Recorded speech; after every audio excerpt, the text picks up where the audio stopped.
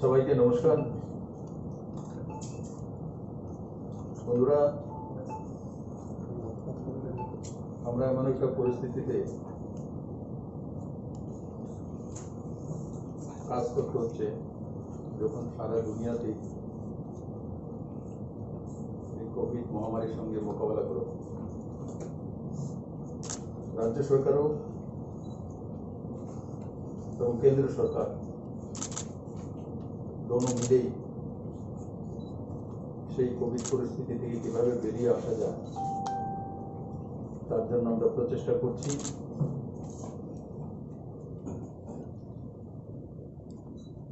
আমরা কোভিডে লক্ষ্য করেছি ত্রিপুরা ভ্যাকসিনেশনে একটা বড় ভূমিকা পালন করছে। যদি আমরা বিলো 18 কারণ কি ভ্যাকসিনেশন অ্যাবাভ 18 থেকে চলছে, বিলো 18 হচ্ছে না, তো সেটা যদি ছেড়ে দিই তো ত্রিপুরাতে 29% উপরে ভ্যাকসিনেশন হয়ে গেছে, যেটা কি ভারতবর্ষের মধ্যে সবচেয়ে বেশি। আর ওভারঅল যদি করি তাহলে সেটা 26% কাছাকাছি, কিন্তু সেটার মধ্যে তো ওভারঅল টোটাল পপুলেশন আসে। বাস্তবে বিলো 18 তো ভ্যাকসিনেশনের যে সিস্টেম রয়েছে তার বাইরে রয়েছে, তার জন্য ওই হিসাব করলে 39.something 39.6 39.60 যেটা ত্রিপুরাতে ভ্যাকসিনেশন বিলো 18 যদি ছেড়ে দেয় তো তার টোটাল ভ্যাকসিনেশন আজকে দিনে 39.6 মানে 39.60%। সেটা ভারতবর্ষের মধ্যে সবচেয়ে বেশি ভ্যাকসিনেটেড স্টেট হিসাবে আজকের দিনের প্রমাণিত। বন্ধুরা, তার সঙ্গে মোকাবেলা করার জন্য সে অক্সিজেন বেড হোক, অক্সিজেন কনসেন্ট্রেটর হোক, অক্সিমিটার হোক, কোভিড কেয়ার সেন্টার হোক, কোভিড ডেডিকেটেড হসপিটালস হোক, ভেন্টিলেটর হোক, এই সবগুলোর ব্যবস্থা রাজ্য সরকার করতে অনেকটাই সক্ষম হয়েছে। এবং সবচেয়ে বড় যে অক্সিজেন প্লান্ট নর্থ ইস্টের মধ্যে, সেটাও আমাদের আইজিএম হসপিটালে প্রতিষ্ঠিত হতে চলছে, যেটা প্রতি মিনিটে 1050 লিটার যে অক্সিজেন সেটা প্রস্তুত করতে সক্ষম হবে। তার সঙ্গে জীবিত 900 লিটারের প্রতি মিনিটে।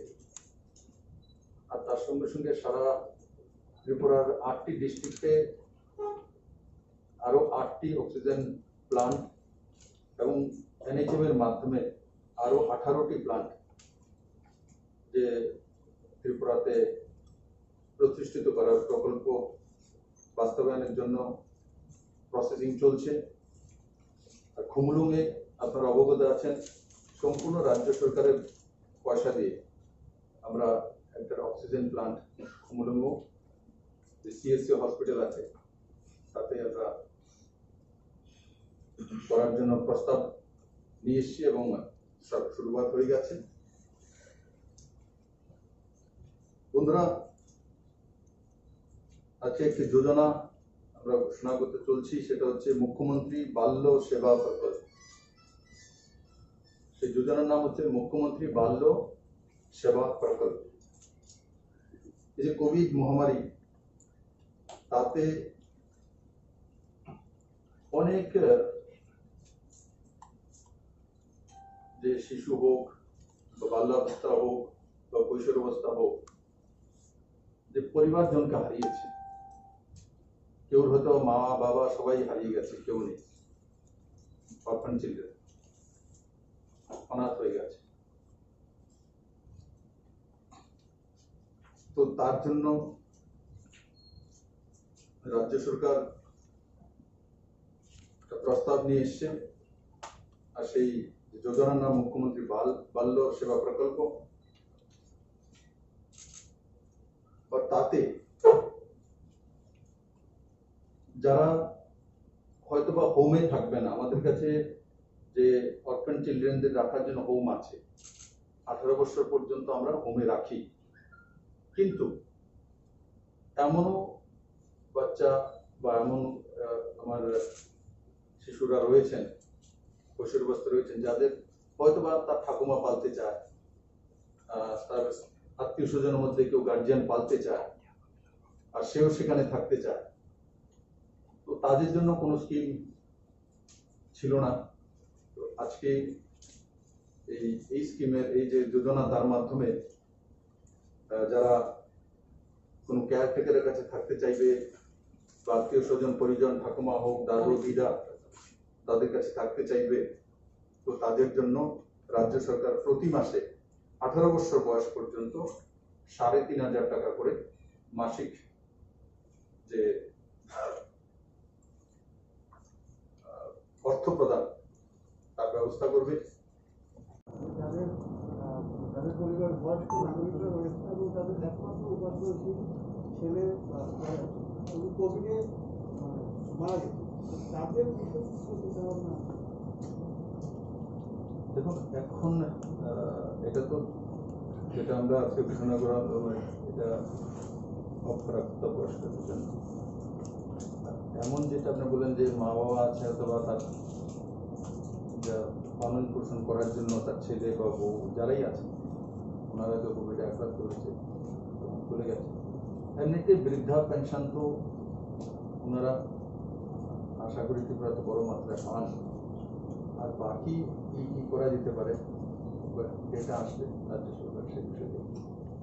আমরা দেখলাম মুখ্যমন্ত্রী নির্বাচনী এলাকায় বাড়ি বাড়ি মানে অক্সিমিটার দেওয়া হচ্ছে, এটা অন্য বিধানসভা এলাকাতে দেওয়া হতো, এটা ক্রাইটেরিয়া এক ক্রাইটেরিয়া দেখুন, বনমালীপুরে কোনো সিএসআর থেকে কেউ দিতে চাইছে, তো বনমালীপুরে দিতে চাইছে, তাদের মধ্যে ধরো আপনি ত্রিপুরা সরকারের তরফ থেকে এই ধরনের কোনো আমরা ডিসিশনই আছে আমাদের কাছে। যারা হোম আইসোলেশনে থাকবে তাদের কাছে অক্সিমিটার পাঠানোর জন্য, এবং পরবর্তী সময় সেই অক্সিমিটার আবার ফেরত দেওয়া যাবে, রিফান্ডেবল। এমন করে আমরা কোভিড প্রথম যে ঢেউ এসেছে তখনই আমরা সিদ্ধান্ত করেছি, এবং যারাই হোম আইসোলেশনে রয়েছে আমি বলবো যে যাতে আপনাদের মাধ্যমে সেই বিষয়টা চলে যায়, স্থানীয় স্বাস্থ্যকর্মীর সঙ্গে যোগাযোগ করা, এবং অক্সিমিটার এবং যেটা মেডিসিনের কিট আছে সেটা না পেলেও হেল্পলাইনগুলোর মধ্যে ফোন করা, স্থানীয় জনপ্রতিনিধি আছেন, অফিসার্স আছেন, তাদের সঙ্গে যোগাযোগ করা। আর বনমালীপুরের বিষয়ে সেটা কেউ সিএসআর থেকে কিছু করতে চাইছিল, কিন্তু করতে চায় বনমালীপুরে, তাই আমি সেটা করি। কারণ আজকাল তো আর স্যানিটাইজার বা মাস্ক দেওয়ার জন্য কেউ আসতে হয় না, তাই বলে তো অক্সিমিটারই করবো, তো তার জন্য ওনার সেকেন্ড ওয়েভে বেশ কিছু ওয়েলফেয়ার মেজার নিয়েছে আপনার, কিন্তু বড় অঙ্কের টাকা দরকার। গভর্নমেন্ট অফ ইন্ডিয়া কি এক্সট্রা কোনো টাকা দেবে কি ব্যাপার যাতে ডিলিট করা যায়, বা স্টেটের মধ্যে এমনি কিছু কনস্টিটিউট হয়েছে, এই বিষয়টা কি হবে? দেখুন, এটা ভারত সরকারের যে ফাইন্যান্সিয়াল অবস্থা আমাদেরকে বুঝতে হয়। ফেডারেল সিস্টেম আছে, ভারত সরকার অবস্থা ফাইন্যান্সিয়াল খুব ভালো তেমন না। করোনা মোকাবেলা স্টেটগুলি করছে, স্টেটের বাইরে তো আর ভারত নয়, সবগুলি স্টেট দিয়েই ভারত।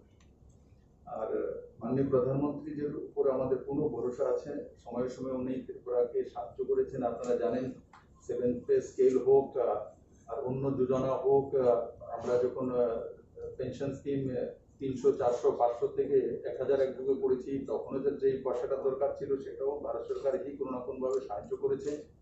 আর এই কোভিড পরিস্থিতিতে আমি কল্পনা করতে পারিনি যে আমরা যে টিনের ঘর থাকলে সে প্রধানমন্ত্রী আবাস যোজনা ঘর পেতে পারে, তার স্পেশাল ক্রাইটেরিয়া করে, মানে বিষয়টাই ত্রিপুরা সরকারের তরফ থেকে উঠানো হয়েছিল।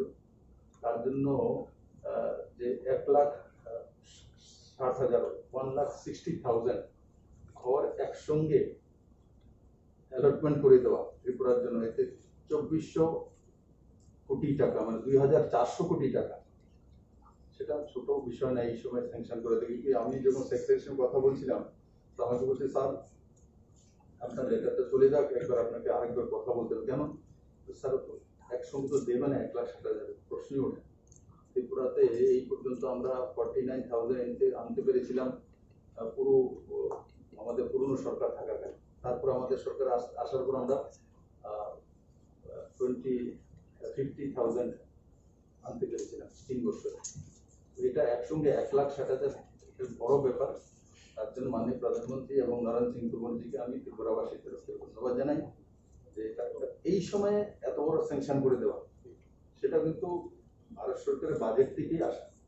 আর আমরা দেখেছি কোভিডের সময় বিভিন্ন দপ্তরের মধ্যে কাট করা হয়েছে, শুধু মনরেগার পেমেন্ট কাট করা হয়নি অনেক জায়গাতে। কারণ কি হেলথের মধ্যে আমরা দেখেছেন এবার বাজেটও পেশ করা হয়েছে, তো ম্যাক্সিমাম পয়সা হেলথেই লাগানো হয়েছে। আমরাও দেখেছি আমাদের ত্রিপুরাতেও হেলথ ইনফ্রাস্ট্রাকচার অনেক ডেভেলপ হয়েছে। একসময় আমাদের ডেডিকেটেড কোভিড হসপিটাল একটি ছিল, আজকের দিনে 2টি আছে। একসময় ভেন্টিলেটর একটি ছিল, আজকের দিনে 126টি আছে। একসময় আমাদের কাছে অক্সিজেন প্ল্যান্ট নামটিও আসতে ছোট মতো একটা ছিল, আর আইএলএস এর কাছে একটা ছিল, আর বাকি প্রাইভেট থেকে ছিল। আজকের দিনে কতগুলি অক্সিজেন প্ল্যান্ট তৈরি হচ্ছে। একসময় অক্সিজেন সিলিন্ডার সীমিত 300-350 ছিল, আজকে 4,000-4,500 অক্সিজেন সিলিন্ডার আমাদের কাছে রয়েছে।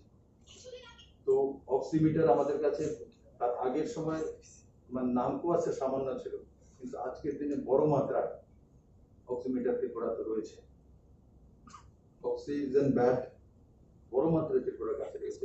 এইগুলো যে কেন্দ্র সরকার যে সিদ্ধান্ত করেছে তার কারণেই এই ডেভেলপমেন্ট গুলো হয়েছে। আর এগুলো কেন্দ্র সরকারের স্কিম থেকে আসে, এনএচএম এর মাধ্যমে ম্যাক্সিমাম এসছে, এনএচএম এর মাধ্যমে এসছে। তো এনএচএম ডাইরেক্ট এনএচএম এর পয়সা কেন্দ্র সরকারে দিয়ে দেয়। স্যার আপনি বললেন এখন তো মেজার্স নেওয়া হচ্ছে এবং হেলথ ইনফ্রাস্ট্রাকচার, বাট দেখা গেছে গতকালকে আমাদের রাজ্যে রেকর্ড সিঙ্গেল ডে ডেথ হয়েছে। তো রিজনটা কি ছিল বা কিরকম স্বাস্থ্য পরিষেবা দেখুন দেখেছি আমরা, তার মধ্যে 7টা জীবিতে আইএলএসএ আছে 3টি না 4টি, আর আইএলএসএ 3টি, আর একটি আরজিএম মানে কৈলাসহরের দিকে হয়েছে কুমারঘাটে, আর একটা বাড়িতে হোমে হয়েছে। আর এই হচ্ছে 13টি আছে। তো তার মধ্যে কম এজের একটা 38 আইএলএস হসপিটালে, আর আরেকটা আছে 32। বাকি সবারই ওভার এজ ছিল, কারোর 80, কারোর 70-68। কিন্তু তবু এইজ হবে বললে সে চলে যাবে এটা তো মানা যায় না। এই দেশে 90 বছর 100 বছরের লোক ত্রিপুরাতেই আছে আমার সঙ্গে দেখা করে 100 বছর। আমি আমাদের হেলথ ব্যবস্থা ডাক্তারদের উপর পুরো ভরসা আছে, এরা চেষ্টা করছেন।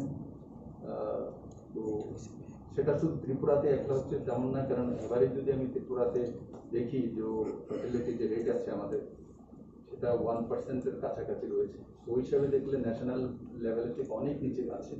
কিন্তু আমাদের স্টেটে এই ধরনের একসঙ্গে 13 জনের ডেথ হয় না বলে আমাদের সামনে এটা বড় ফিগার মনে হচ্ছে। কিন্তু আমি এটাই মানে উপরওয়ালার কাছে, ডাক্তারদের কাছে অনুরোধ করবো বা উপরওয়ালার কাছে প্রার্থনা করবো যাতে কাউরই কোভিডের জন্য মৃত্যু না হয়। এবং এই ফিগার দেখার পরে সকাল থেকে আমি কয়েকবার এক্সারসাইজ করেছি, মেডিকেল সুপারিনটেন্ডেন্ট বা কোভিড ডেডিকেটেড যে জয়ন্তী ব্লকের হেড অফ দ্য ডিপার্টমেন্টটা আছে ওনার সঙ্গে কথা হয়েছে, সেটাকে কিভাবে আরো রোকা যায়, কেন হয়েছে সেগুলো রাজ্য সরকার স্কুটিনি করছে। তো আমি এটাই বলবো যে ডাক্তারদের উপরে তো বিশ্বাস রাখতে হবে, আমাদের যে ব্যবস্থা আছে তার উপর বিশ্বাস রাখা উচিত। স্যার মুখ্যমন্ত্রী বাল্য সেবা প্রকল্প যারা পাবে বয়সটা কত স্যার, কত থেকে কত তারা কি? 18 বছর পর্যন্ত। এমনি তো হোমে এখনো তো রয়েছে 18 বছর পর্যন্ত থাকে, কিন্তু এটার মধ্যে একটা ফ্যাসিলিটি হয়ে গেল যে না কেয়ারটেকারের কাছে থাকলে, আত্মীয় স্বজন পরিজনের কাছে থাকলেও সে 3,500 টাকা পার মান্থ পাবে। প্লাস যে এডুকেশন যেটা আছে, হোমে থাকলে তো ফ্রি হয়, এটা এখন বাড়িতে থেকেও কাউর কাছে থাকলে সেটাও ফ্রি পাবে। আর বিবাহের সময় যেটা 50,000 টাকা করে কিশোরীদের ক্ষেত্রে, সেটা রাজ্য সরকার। স্যার লাস্ট কোশ্চেন, দেখা গেছে বিভিন্ন রাজ্যে এরকম সিচুয়েশন এসেছে আইসিইউ বেড পাওয়া যেত না। আমাদের রাজ্য সরকার কি এরকম কোনো ইনিশিয়েটিভ নিচ্ছে যে যারা অ্যাটলিস্ট ফ্রন্টলাইন ওয়ার্কার যারা আছে তাদের জন্য একটা number of specific ICU bed বা ভেন্টিলেশন রিজার্ভ রাখা হবে? আইসিইউ বেড আমাদের কাছে রিজার্ভ তো এমনিতে রিজার্ভ আছে, যে আমার কাছে এমন কোনো পরিস্থিতি এখনো আসেনি যে আমরা যদি দেখি যে 80% 90% হয়ে গেছে, এমন হয়নি, তখন আমরা দেখবো যে না ভাই, যারা প্রথম সারি যোদ্ধা হিসেবে কাজ করছেন তাদের জন্য রিজার্ভ থাকুক। কিন্তু এখনো এমন জায়গাতে যায়নি যে রিজার্ভ রাখার মতো পরিস্থিতি এসছে। কারণ আমরা দেখেছি যে এখনো জীবিতে যেটা আছে 154 আছে, তো ক্যাপাসিটি 221 আছে। তো তার মধ্যে 26-এর কাছাকাছি তো সে মাইল্ড কেস আছে, আর 46-এর কাছাকাছি মডারেট আছে। মডারেটের মাইলকে ছেড়ে দিলে যারা একটু অক্সিজেন সাপোর্ট আছে সেটা ওই সংখ্যাটা 46, আর সেটা ছেড়ে দিন। তো ওই হিসাবে দেখলে আমাদের কাছে অক্সিজেন বেড রয়েছে 221-এর মধ্যে এখনো 70-80 কাছটা 70-80 ফুলফিল হচ্ছে, বাকি খালি আছে। আর তাছাড়া আমরা তো ডিস্ট্রিক্ট ওয়াইজ এবার ডিসেন্ট্রালাইজ করেছি, সব ডিস্ট্রিক্টেই এবার ভেন্টিলেটর পর্যন্ত রয়েছে। ধন্যবাদ। আমরা সেটা সার্ভে তো স্টার্ট করিনি, থাকতেও পারে, কারণ কেউ হয়তো অনেক সময় দেখা গেল আর্নিং মেম্বার অনেক সময় বাবা আছে চলে গেছে, তো এগুলো তো বের করতে হবে কি আছে কি করছে, তো বেরিয়ে ডাটা চলে আসবে, কারণ আমার টোটাল ফিগার তো আছে, তো টোটাল ফিগার যেমন রয়েছে সেটা বেরিয়ে আসবে। এবার কোভিডে কি স্যার, কোভিডে কি এবার শিশুদের মধ্যে সংক্রমিত হচ্ছে এবং তোমার কাছে আসবে না, ফলে কিরকম হয়? ত্রিপুরাতে এটা পার্সেন্টেজ খুব কমই আছে, 2টি না 3টি কেস এমন এসেছিল ছোট শিশু, এবং রিকভারি হয়ে গেছে। তার মধ্যে কোনো শিশুদের মধ্যে কোনো ডেথ কেস নেই। প্রথম কেসটা সাউথে এসেছিল, গ্যালাসে আমি গিয়েছিলাম প্রবাসে, তখন কিন্তু রিকভারি হয়ে গেছে।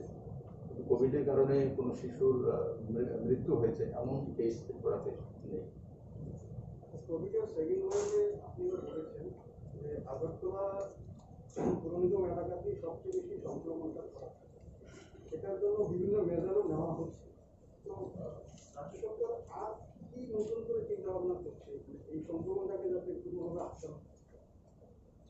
দেখুন, সংক্রমণটা আটকানোর জন্য রাজ্য সরকারের একটা আছে সোশ্যাল ডিস্টেন্সিং মেনটেন করা, আর যেটা যে করোনা কারফিউ আছে সেটাকে আগরতলাবাসীকে আপনাদের মধ্যে ধন্যবাদ দেবো। আমি যতটা দেখি, আমি তো রাত্রে রাত্রে ঘুরি,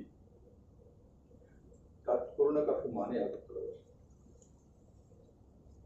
ঠিক আছে, প্রয়োজন হলে বেরোয়, কিন্তু আর সাইন্টিফিক কি এওয়ে আছে সেটা তো পুরো দুনিয়াতে বলা কঠিন কোভিডের বিষয়। কিন্তু যেগুলো সায়েন্টিস্টরা বা ডক্টররা এক্সপার্টরা দিয়েছেন ত্রিপুরাতে, আমরা মোটামুটি সেগুলো লাগু করেছি। আর আমাদের একটাই যে আমরা চাইছি এখন আগরতলা কর্পোরেশনে, এবং চালুও করেছি আমরা, আগরতলা কর্পোরেশনের ভ্যাকসিনেশনটা বেশি দেওয়া। আমরা অনেক সময় দেখি যে যেখানে পার্সেন্টেজটা কম আছে সেখানে হেলথ সেন্টারগুলোর মধ্যে না দিয়ে আগরতলাতে দেওয়া হচ্ছে। তার কারণ হচ্ছে কোভিডের যে পজিটিভিটি রেট সেটা আগরতলাতেই বেশি, আর তার কারণ হচ্ছে আগরতলার পপুলেশন বেশি। তো সরকার সেই বিষয়ে স্পেশাল ইনিশিয়েটিভ অলরেডি নিয়েছে, ইনিশিয়েটিভ সেটাই যে ভ্যাকসিনেটেড তাড়াতাড়ি করে দেওয়া, আর আগরতলার জন্য স্পেশালি করা হচ্ছে। বিশেষ কোনো পরীক্ষা নেওয়ার বা গণপরীক্ষা করার কোনো কর্মসূচি আছে? এমনিতে ত্রিপুরা সরকার অনেক আগেই হেলথ ডিপার্টমেন্ট থেকে আপনারা দেখেছেন, যখন কন্টেনমেন্ট জোন 3টে ওয়ার্ড হয়েছিল, 2 নম্বর, 21 নম্বর আর 46, এই 3টের মধ্যে আমরা খেয়াল রাখবেন, 3টার মধ্যে আমরা একযোগে 3 দিনে মানে সবার বাড়িতে গিয়ে স্টিকার লাগিয়ে দিয়েছি যে টেস্টিং এর জন্য আসুন। কিন্তু তাতে অনেক সময় দেখা ভয়ে আসতে যায়, আর জোর করে তো বাড়িতে ঢুকে টেস্টিং করা যায় না। অনেক সময় আমরা লক্ষ্য করেছি যে ক্লাবগুলোর মাধ্যমে আমরা করতে চেয়েছিলাম, তো একটা পজিটিভ পাওয়ার পরে বাকি লাইন পুরো খালি হয়ে যায়। सर, जो आपने अभी स्कीम लॉन्च की है, ऐसा स्कीम आज सेंट्रल गवर्नमेंट में लॉन्च हुआ है, शायद वही है या अलग है?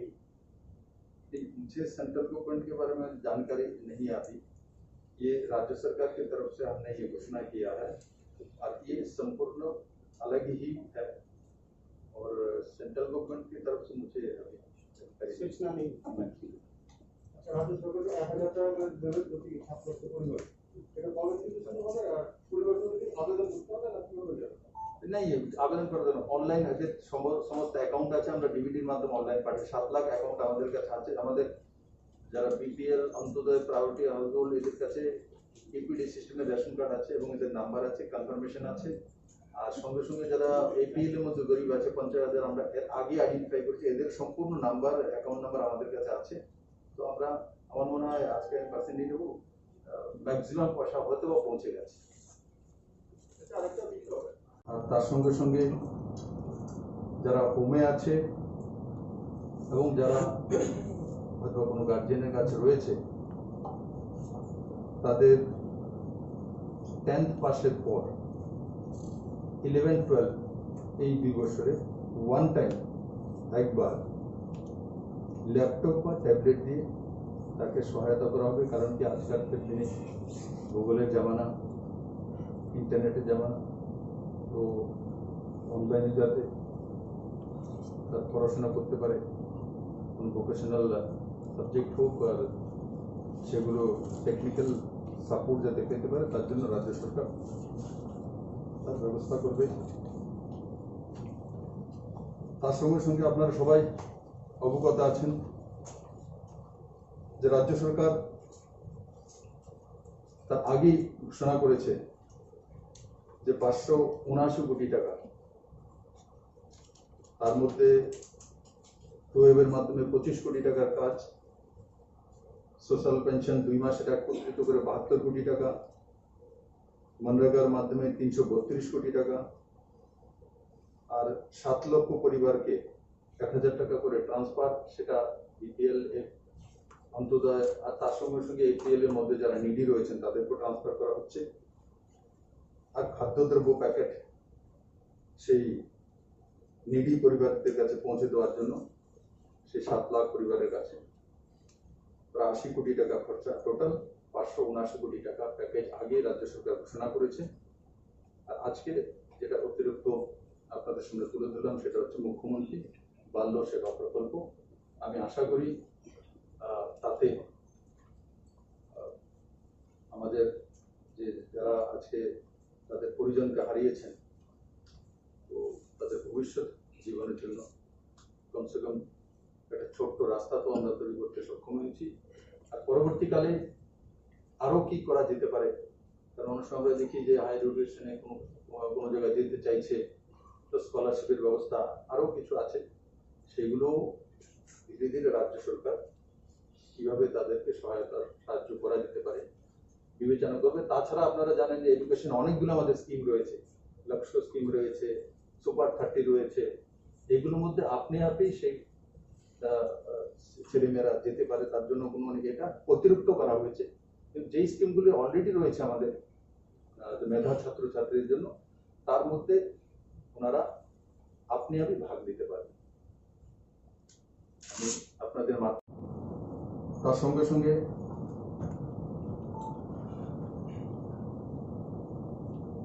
যারা হোমে থাকতে চায় সেটা তার সমস্ত খরচাদি হোমই বহন করবে এবং যারা হোমে রয়েছে তাদের পড়াশোনার সমস্ত খরচা রাজ্য সরকার বহন করবে আর তার সঙ্গে সঙ্গে যারা কোনো গার্জিয়ানের কাছে থাকবে যেটা আমি প্রথম বললাম যে 3500 টাকা করে দেবে মাসে তো তাদেরও স্কুলিং ফ্রি তারা হয়তো তার কোনো গ্র্যান্ডফাদারের কাছে রয়েছে বা কোনো লোকাল গার্জিয়ানের কাছে রয়েছে কারোর উপরে গার্জিয়ান হয়ে তাকে দেখভাল করছে কিন্তু তাদেরকেও আমরা ফ্রিতে শিক্ষার ব্যবস্থা করব ত্রিপুরার বিভিন্ন স্কুলগুলিতে গভর্নমেন্ট স্কুলগুলির মধ্যে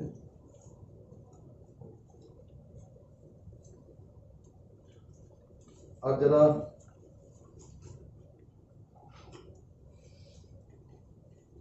কিশোরী রয়েছে তাদের আফটার এডুকেশন যখন তার বিবাহ সূত্রের ব্যবস্থা হবে তো ওই সময় রাজ্য সরকার সেই বিবাহের জন্য 50,000 টাকা করে এককালীন সাহায্য করে।